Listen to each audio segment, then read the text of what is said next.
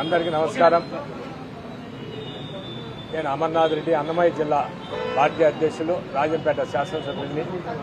అదేవిధంగా ఈరోజు గౌరవ పార్లమెంట్ సభ్యులు మిథున్ రెడ్డి గారిని అక్రమ అరెస్ట్ అయితే ఆయన్ను కలవడానికి నేను రాయచోటి మాజీ శాసనసభ్యులు శ్రీకాంత్ రెడ్డి గారు, అదేవిధంగా కోడూరు మాజీ శాసనసభ్యులు శ్రీనివాసులు గారు ముగ్గురం కలవడం జరిగింది. ఈరోజు నిజంగా నిన్న చంద్రబాబు నాయుడు గారు ఆయన ఎస్పీల వాళ్ళ మీటింగ్లో ఆయన మాట్లాడడం జరిగింది. ఏదైనా మీరంతా కూడా పద్ధతి ప్రకారం పోండి, ఎక్కడేం జరిగినా కూడా పూర్తిగా అణిచివేయండి అని ఆయన చెప్పడం జరిగింది. ఈరోజు నిజంగా వాళ్ళు చేస్తున్న అక్రమ అరెస్టులు ఈరోజు పార్లమెంటు సభ్యుల్ని ఎలాంటి ఆ అక్రమ మద్యంలో ఎలాంటి సంబంధం లేకుండా కూడా ఆయన ఈరోజు కేవలం కక్షపూరితంగా అరెస్ట్ చేయడం జరిగింది. నిజంగా ఆయన్ను కేవలం కస్టడీకి తీసుకున్నా ఏం విచారించే పరిస్థితి కూడా లేదు. ఎన్నిసార్లు విచారించినా కూడా చిన్న ఆధారాలు లేవు. కానీ అక్రమంగా ఆయన అరెస్ట్ చేయడం, ఇలాంటి అక్రమంగా అరెస్ట్ చేసినా ఆయన కేసులు అవుతాయని కాదు, కేవలం ఈరోజు 75 సంవత్సరాల వాళ్ళ తండ్రి గారు కావచ్చు, అదేవిధంగా వాళ్ళ తల్లి గారు దాదాపు 70 ఏళ్ల పైబట్టిన ఆరోగ్యం కూడా బాగలేదు.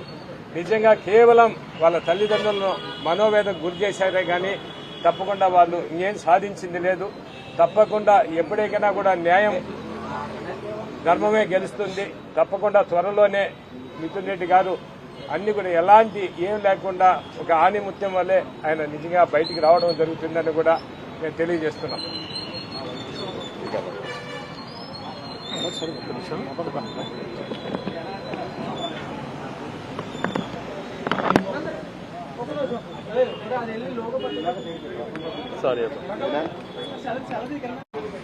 ఈరోజు గౌరవ మా పార్లమెంట్ సభ్యులు మిథున్ రెడ్డి గారిని ములాఖాతులో కలవటం జరిగింది. గౌరవ పెద్దలు ముఖ్యమంత్రి చంద్రబాబు నాయుడు గారు నిన్న ఎస్పీల ట్రాన్స్ఫర్ విషయంలో సూక్తులు చెప్పాడు. పురాణం నుంచి ఇప్పుడు చెప్తూ ఉంటాం, సూక్తులు చెప్పేవాళ్ళు ఆచరించాలా అని చెప్పి. ఆచరించకుండా సూక్తులు చెప్పేటువంటి మహనీయుడు చంద్రబాబు నాయుడు గారు. లా అండ్ ఆర్డర్ని కండిషన్లో పెట్టాలి, అరాచకం అన్నది ఉండకూడదు, అన్ని మాటలు మాట్లాడుతూ ఈరోజు ముఖ్యమంత్రి అయిన 15 నెలల నుంచి ఈ రాష్ట్రంలో అరాచకమే చేస్తున్నాడు. 3 సార్లు కంటిన్యూస్ గా అత్యధిక మెజార్టీతో గెలిచినటువంటి మిథున్ రెడ్డి గారిని మానసిక వేదనకు గురి చేస్తూ తనను ఒక ఫ్లోర్ లో బంధించినట్టుగా చేసి ఏ ఒక్కరూ తనను మాట్లాడనీయకుండా రోజంతా మానసిక వేదనకు గురి చేసే విధంగా వ్యవహరిస్తున్నారు. ఇంతకుముందు గౌరవ శాసనసభ్యులు చెప్పినట్టు వాళ్ళ తల్లిదండ్రుల మనోవేదనను నువ్వు ఇచ్చేస్తున్నావు, కానీ ఈయనలో సంకల్పం ఏ రకంగా సడలింపు లేదు. తనను మానసికంగా ఎంత వేధించినా ఈ అక్రమమైనటువంటిది నన్ను ఏమీ చేయవు అన్నటువంటి ధైర్యంతో ఆయన ఉన్నాడు. నిజంగా మాకే ధైర్యం చెప్తున్నాడు. ఆశ్చర్యం. ఇటువంటివి కక్షపూరితమైనటువంటి రాజకీయాలు ఈ రాష్ట్రంలో జరుగుతున్నాయి. ఏ ఒక్కటి ప్రూవ్ కాకపోయినా, ఏ ఒక్కటి దాంట్లో మెన్షన్ చేయకపోయినా విచారణకని తీసుకొని వచ్చి ఒక ఖైదీలాగా బంధించడం ఎంతవరకు సమంజసం? గౌరవ ముఖ్యమంత్రి గారు చెప్పినట్టు లా అండ్ ఆర్డర్ ఈయన వచ్చినప్పటి నుంచే బాగుంది అన్నటువంటిది. ఒక్కసారి ఆయనను ఆలోచన చేయమంటున్నా. 1995లో ఎన్టీ రామారావు గారిని వెన్నుపోటు పొడిచి ముఖ్యమంత్రి అయిన తర్వాత 2004 వరకు ఆయన ముఖ్యమంత్రిగా ఉన్నారు. ఆ టైంలో రాష్ట్రంలో ఫ్యాక్షనిజం కానీ నక్సలిజం కానీ ఏ రకంగా ఉండిందో ఒక్కసారి ఆలోచన చేయమంటున్నా. ఏ గ్రామానికి పోయే పరిస్థితులు లేవు. ఏజెన్సీ ఏరియాలలో లేదు, రాయలసీమ ఏరియాలలో లేదు, పల్నాడు ఏరియాలో లేదు. ఎక్కడ ఏ బాంబ్ బ్లాస్ట్ జరుగుతుందో, ఏ పోలీసులు ఎంతమంది హత్యకు గురయ్యారో, ఎంతమంది సివిలియన్స్ హత్యకు గురయ్యారో, ఎంతమంది రాజకీయ నాయకులు అధికారులు హత్యలకు గురయ్యారో, ఎస్పీల దగ్గర నుంచి అనేక మందిని ఆ రోజు హత్యలు కాబట్టాయి. స్వయంగా తన పైన జరిగినటువంటి బాంబు సంఘటన నివారించుకోలేకపోయాడు ఆయన లా అండ్ ఆర్డర్ కంట్రోల్ చేసినారని మాట్లాడుతున్నాడు. నిజంగా లా అండ్ ఆర్డర్ కంట్రోల్ చేసింది గౌరవ ప్రజానాయకుడు వైఎస్ రాజశేఖర రెడ్డి గారు. అటవీ చట్టం తెచ్చిన దగ్గర నుంచి అనేకమైనటువంటి అంశాలలో ఎంతో గొప్పగా ఆయన ఆచరణ చేసి రాష్ట్రంలో శాచ్యురేషన్ పద్ధతుల్లో వెల్ఫేర్ స్కీమ్స్ అరేంజ్ చేసి ఆరోగ్యశ్రీ ఫీజు రియంబర్స్మెంట్ లాంటివి విప్లవాత్మకమైనటువంటి మార్పులు తీసుకొచ్చి ప్రతి ఒక్క పేదవాడు బాగుండాలని చెప్పి తన 5 సంవత్సరాలు 5 సార్లు భూ పంపిణీ కార్యక్రమం చేయడమే కాకుండా ప్రతి ఒక్కరికి ఇల్లు ఉండాలని ఆలోచన చేసిన దగ్గర నుంచి అన్ని విషయాలలో ఆ మహనీయుడు చేసిన దగ్గర నుంచే అన్ని కంట్రోల్ అయ్యి ప్రజలు శాంతి సౌమికంగా ఉన్నారు. ప్రతి ఒక్కరు కూడా అన్ని విషయాల్లో ముందంజకొచ్చారు. తను చేసింది ఏమీ ఉండదు, కానీ కేవలం కల్లిబల్లి మాటలు చెప్పుకుంటూ సూక్తులు చెప్పే వరకే పరిమితం అవుతాడు ఈ ముఖ్యమంత్రి. ఈ సరైనటువంటి వ్యవహారం కాదు. నిజంగా పరిపాలన అంటే రాజశేఖర్ గారు ఎలాగ చేశారు, తర్వాత నువ్వు 5 సంవత్సరాలు చేసావు, మళ్లీ రాష్ట్రం విడిపోయిన తర్వాత ఏ మాత్రం రాజధానిలో అని చెప్పి నిర్మాణం అని చెప్పి అవినీతి చేసి ఎటువంటి బిల్డింగ్లు అక్కడ కట్టకపోగా గ్రాఫిక్స్ చూపించావు. ఈ రోజు గ్రాఫిక్స్ కాదు, కాలేజీలు కళ్ళ ముందర కనపడుతున్నాయి, ఊర్లలో సెక్రటేరియట్లు కళ్ళ ముందర కనపడుతున్నాయి, హాస్పిటల్స్ ఎన్నో మార్పులు చెందాయి. ప్రతి ఒక్క స్కూలు బ్రహ్మాండమైనటువంటిది ఇది వచ్చింది. కింది నుంచి ప్రతి ఒక్కరిని ముందుగా విద్యార్థులు బాగా భవిష్యత్తు తయారు చేయాలనే ఉద్దేశంతో టోఫెల్ దగ్గర నుంచి ఐబీ దగ్గర నుంచి గ్రామీణ ప్రాంతాలలో సామాన్యుడు అందజేయాలనే ఆలోచనతో అక్కడ వాళ్ళు ఇంగ్లీష్ మీడియం చదివితే గొప్ప వ్యక్తులైతారనేటువంటి ఒక మంచి ఉద్దేశంతో ఎన్నో కార్యక్రమాలు రూపకల్పన చేస్తే ఈ రోజు నువ్వన్నీ నిర్వీర్యం చేస్తూ కేవలం మాటలకే పరిమితమై ఇలాంటి కక్షపూరితమైనటువంటి చర్యలు చేపట్టడం చాలా దుర్మార్గం అని తెలియజేస్తున్నాం.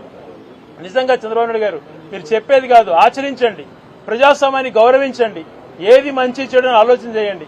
కక్షపూరితంగా చేయాలన్నటువంటి దానిపైన నీకు అధికారం ఇచ్చినట్టుగా ఇంకొక పార్టీ ఉండకూడదు, నేనే శాశ్వతంగా ఉండాలన్నటువంటి ఆలోచనతో మీరు చేస్తున్న ఆలోచనలు మంచివి కాదని తెలియజేస్తూ ఇప్పటికైనా మీరు మారాలా అని చెప్పి చంద్రబాబు గారికి విన్నవిస్తున్నాం.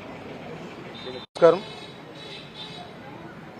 అధికారం చేపట్టిన తర్వాత ప్రజలందరూ కూడా మంచి పరిపాలన అందిస్తాడు, దివంగత స్వర్గీయ రాజశేఖర రెడ్డి గారి పాలన అందిస్తాడు, జగన్మోహన్ రెడ్డి గారి సంక్షేమ పాలన అందిస్తారని ఈ రాష్ట్ర ప్రజలందరూ చూశారు. కానీ అధికారంలోకి వచ్చిన తర్వాత రెడ్ బుక్ రాజ్యాంగంతో పాటు డాక్టర్ బిఆర్ అంబేద్కర్ రాజ్యాంగాన్ని పక్కన పెట్టి ఈరోజు ఎవరికైతే పొలిటికల్ గా అడ్డంగా ఉండారో, పొలిటికల్ గా యాక్టివ్ గా ఉన్నారో, పొలిటికల్ గా ఏదైతే వాళ్ళకు పోటీ ఉండారో వాళ్ళందరినీ కూడా ఎటువంటి ఆధారం లేకుండా, ఎటువంటి సాక్ష్యం లేకుండా ఈరోజు అరెస్ట్ చేసి ఈ సెంట్రల్ జైల్లో పెట్టిన నిదర్శనం ఈరోజు మిథున్ రెడ్డి గారు, గౌరవ పార్లమెంట్ సభ్యుడు, 3 సార్లు మంచి మెజార్టీ గెలిచిన వ్యక్తి ఈరోజు ఎటువంటి ఎవిడెన్స్ లేకుండా, ఎటువంటి ఆధారం లేకుండా, ఎటువంటిది లేకుండా ఈరోజు అరెస్ట్ చేయడం అనేది ఎంతో దారుణంగా విషయం ఒకసారి మనం ఆలోచించాలి. దాంతోపాటు ఈరోజు మేము ఒకటే అడుగుతున్నా, A1, A2 కూడా అరెస్ట్ చేయాలని మీ ప్రభుత్వము ఈరోజు ఎక్కడో ఉన్న జస్ట్ ఓన్లీ అలిగేషన్తో మిథున్ రెడ్డిని అరెస్ట్ చేయడం ఎంతవరకు బాధ అంటే దీనికి కారణం వాళ్ళ తల్లిదండ్రులను, భార్య పిల్లలను శోభించడము, వాళ్ళ యొక్క బాధను టోటల్ గా ఇబ్బంది పెట్టడం తప్ప వేరే లేదంటే టోటల్ గా కక్షపూరిత కారణం. అంటే ఈ రోజు చెప్తున్నారు, ఈరోజు చాలా ప్రాంతాల్లో ఈయన గాని, లోకేష్ గాని, అదేవిధంగా పవన్ కళ్యాణ్ గాని మేము ఎటువంటి పరిస్థితుల్లో లాండ్ ఆర్డర్ కంట్రోల్ ఉన్నది, ఏదో తప్పు చేసే మా ఎమ్మెల్యేలైనా మా మంత్రులైనా దండిస్తామని చెప్పిన వ్యక్తులు ఈరోజు అన్యాయంగా, అక్రంగా, ప్రశాంతంగా ఉన్న వాతావరణాన్ని కూడా కంపు చేసే కార్యక్రమం చేస్తున్నారు. అంటే చెప్పేది శ్రీరంగ నీతులు, చేసేది దొమ్మరు గుడిసెలు, అంటే ఆత్మస్థుతి పరమనింద. అంటే ఇటువంటి ఎక్కడికి పోతున్నాయని కూడా ఒకసారి మీరు ఆలోచించాల్సిన అవసరం ఎంతైనా ఉంది. ఈ రోజు చూస్తున్నాం, అయ్యా మీరు సంక్షేమం అందించండి, పేదలకు సంక్షేమం అందించండి, ఎడ్యుకేషన్ అందించండి, అదేవిధంగా మీరు అవి పక్కన పెట్టేసి కేవలము ఎవరైతే టార్గెట్ చేసి ఎక్కడెక్కడ చేస్తున్నారు అనే లెవెల్లో మీరు చూస్తున్నారు. మొన్న జరిగిన ఏదైతే ఉన్నారో మన ఎలక్షన్ లో, జడ్పీటీసీ ఎలక్షన్ లో కూడా మీరు ఈ రాష్ట్రంలో అందరూ తెలిసి మీరు చేసింది, మీరు ఈవీఎం ట్యాంపరింగ్ తో గెలిచారు. ఈరోజు గౌరవ మాజీ ముఖ్యమంత్రి జగన్మోహన్ రెడ్డి గారు ఈరోజు ముఖ్యమంత్రి 5 సంవత్సరాలు సక్సెస్ఫుల్ గా చేసినారు. ఈరోజు ప్రజలంతా మళ్ళీ ఆయన కోరిక ఉన్నారు. కానీ ఈరోజు మంత్రులు అంటారు ఒక ఎమ్మెల్యేకి ఇచ్చిన హోదా కల్పిస్తున్నారు. మీరేందో పనికి మళ్ళీ మాట్లాడతారు. ఒక ఎమ్మెల్యేనా జగన్మోహన్ రెడ్డి, ఒక ఎమ్మెల్యేనా స్థాయా? ఈ రాష్ట్ర ముఖ్యమంత్రి, సెంట్రల్ గవర్నమెంట్ మొత్తం భారతదేశాన్ని సాధించే వ్యక్తి ఈరోజు జగన్మోహన్ రెడ్డి. ఈరోజు ప్రజాదరణ దేశంలో ఎవరైనా ఉండాలంటే ఖచ్చితంగా అది జగన్మోహన్ రెడ్డి, దాంట్లో డౌటే లేదు. నిలువెత్తుల సాక్ష్యమే మొన్న వచ్చి మీరు ఈవీఎం ట్యాంపరింగ్ పెట్టినా, ఎన్ని నక్కజిత్తులు చేసినా ఈరోజు 40% ఓటింగ్ అని నిదర్శనం అని చెప్పేసి కూడా మీరు తెలియాల్సిన మీరు నిజంగా ఇప్పుడన్నా నిబ్బరంగా ఉండి ధైర్యంగా ఏదైతే మనస్సాక్షిని ఆత్మ పరిశీలన చేసుకోండి. ఈరోజు మనం చేస్తున్న తప్ప కరెక్ట్గా చేసుకోండి.